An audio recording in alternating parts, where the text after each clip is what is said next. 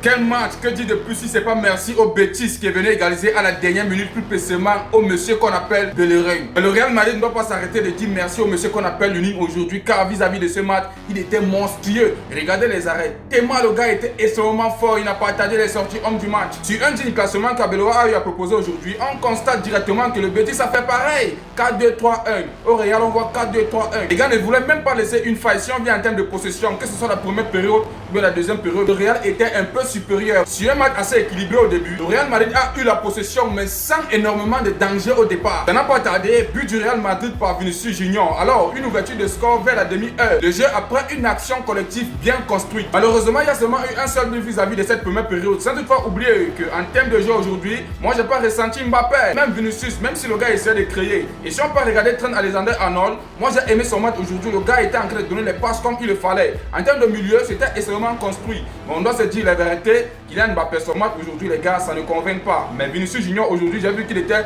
en train de jouer un collectif de malades. Alors directement, fin de la première période, dominé légèrement par le Real Madrid, mais sans faire un break. Et si on revient directement en termes de deuxième période, on constate que le Betis revient avec plus d'intensité et presque le plus haut. Le match a continué de bout en bout. Abeloa s'est permis de faire des changements, c'est ça qui a cassé tout le match. Vous vous en rendez compte?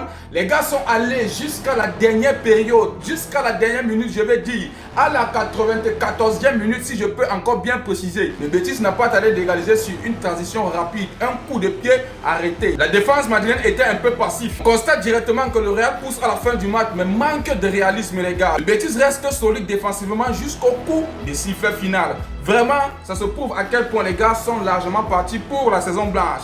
Directement, on constate que si le FC Barcelone gagne demain, on coupe 11 points devant le Real Madrid. Et qu'est-ce qu'on peut dire? Merci beaucoup au Betis, car ça prouve de jour en jour encore que le FC Barcelone est lancé pour être champion d'Espagne. La Liga, c'est à nous.